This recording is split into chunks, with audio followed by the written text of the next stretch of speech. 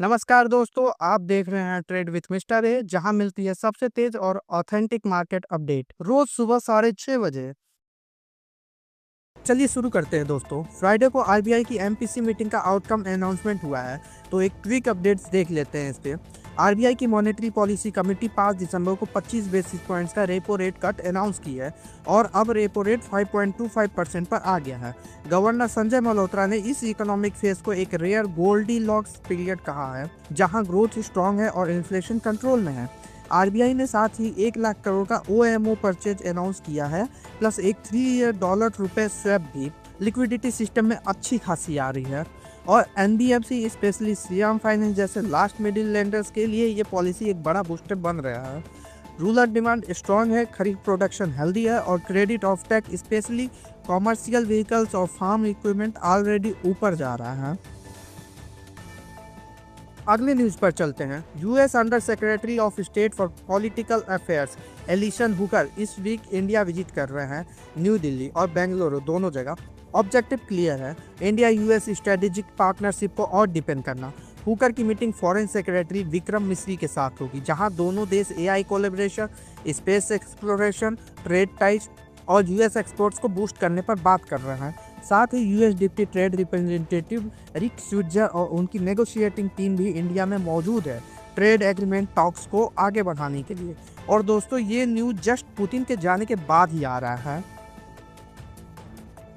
दोस्तों, आज यानी 8 दिसंबर को इटर्नल में एक मेजर ब्लॉक डील होने जा रही है।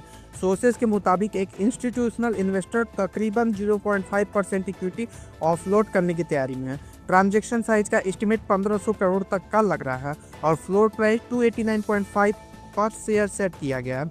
आपको याद होगा, मिड नवंबर में भी 2 ब्लॉक डील्स हुई थी, जहां 90 लाख शेयर्स ट्रेड हुए थे, कीमत 279 करोड़ थी। और मिड जून में लगभग 60.93 लाख शेयर्स के एक एवरेज 256 पर शेयर पर डील हुए थे। टोटल वैल्यू थी nearly 156 crore.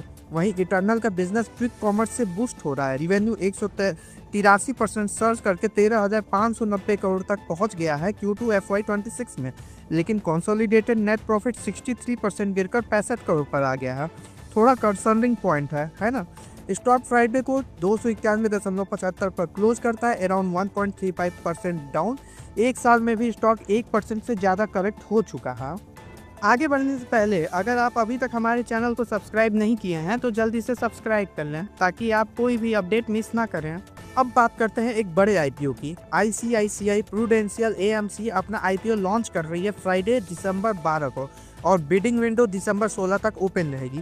Price band announce हो चुका है 2061 से 2165 पर share. Face value ₹1। Minimum bid size 6 shares और बिड मल्टीपल्स भी होंगे 6 में।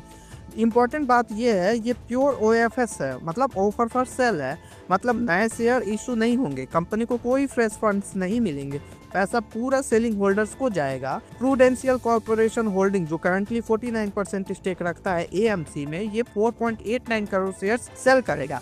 आईसीआईसीआई बैंक ऑलरेडी 51% ऑनर है। जून 28 को बैंक ने एडिशनल 2% स्टेक बाई करने का डिसीजन भी अप्रूव किया था, ताकि मेजोरिटी कंट्रोल मेंटेन रहे। अब बात करते हैं डेकान गोल्ड माइंस की। कंपनी अनाउंस कर रही है 314 करोड़ का राइट्स इशू और रिकॉर्ड डेट फिक्स्ड है 8 दिसंबर। मतलब जो शेयर होल्डर्स फ्राइडे को शेयर्स होल्ड कर रहे थे वही राइट्स इशू में पार्टिसिपेट कर पाएंगे। और हाँ, स्टॉक ट्रेडिंग मंडे से राइट्स एडजस्टेड हो जाएगी। तो इन्वेस्टर्स, क्या आप इस राइट इशू में पार्टिसिपेट करेंगे या wait and watch strategy adopt करेंगे? अपनी स्ट्रेटजी हमें नीचे कमेंट सेक्शन में बताइए। आगे बढ़ते हैं। फ्राइडे को अपोलो टायर्स कंपनी ने अनाउंस किया कि मद्रास हाई कोर्ट ने सेक्शन 74 के अंडर चल रही प्रोसीडिंग्स को रद्द कर दिया है, जिससे कंपनी को 2,791 मिलियन का लीगल रिलीफ मिल गया है। ये अपडेट उनकी अगस्त 14, 2023 डिस्क्लोजर को फॉलो करता है। और हाँ, फाइनेंशियल रिजल्ट्स भी आए हैं। अपोलो टायर्स का Q2 नेट प्रॉफिट 258 करोड़ रहा, जो पिछले साल के 297 करोड़ से 13% कम है, लेकिन रिवेन्यू 6,831 करोड़ तक बढ़ गई और EBITDA भी 1,020 करोड़ यानी 16.2%। ये ग्रोथ मेनली यूरोप और एशिया के स्टेडी डिमांड और लोअर रॉ मटेरियल्स कॉस्ट की वजह से आई है। अब बात करते हैं कोचिन शिपयार्ड की। कंपनी ने अनाउंस किया है कि उन्होंने डेनमार्क बेस्ड स्विट्जर के साथ एक significant ship building contract sign किया है। इस कॉन्ट्रैक्ट के अंदर Cochin shipyard 4 fully electric transverse 2600 E tugs बनाएगी और ऑप्शन है कि 4 और वेसल्स बन सकते हैं। ये 26 मीटर इलेक्ट्रिक ट्रक CSL के ग्रीन वेसल पोर्टफोलियो के लिए एक मेजर स्टेप है। दोस्तों, ग्रीन एनर्जी और इलेक्ट्रिक शिपिंग का फ्यूचर काफ़ी प्रॉमिसिंग लग रहा है ना? आपको क्या लगता है, क्या इंडिया के शिपिंग सेक्टर में इलेक्ट्रिक वेसल्स का एडॉप्शन तेजी से बढ़ेगा? कमेंट्स में अपना व्यू शेयर करें। अगली खबर पर नजर डालते हैं, जो कि कई दिनों से लगातार सुर्खियों में बनी हुई है, इंडिगो फ्लाइट्स की। दोस्तों, आपने नोटिस किया है कि पिछले 5 दिन से काफ़ी कैंसिलेशन हो रहे थे।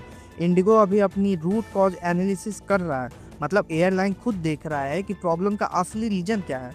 एयरलाइन का कहना है कि पायलट नंबर सफिशिएंट है, लेकिन क्रू प्लानिंग में इश्यूज थे, जिसकी वजह से डिस्ट्रप्शन ना है। ये सिचुएशन ग्रेजुअली इम्प्रूव हो रही है। कल इंडिगो अराउंड 1650 फ्लाइट्स ऑपरेट कर रहा था, जबकि सैटरडे को ये नंबर था 1500। नॉर्मलाइजेशन का टारगेट 10 नवंबर तक है।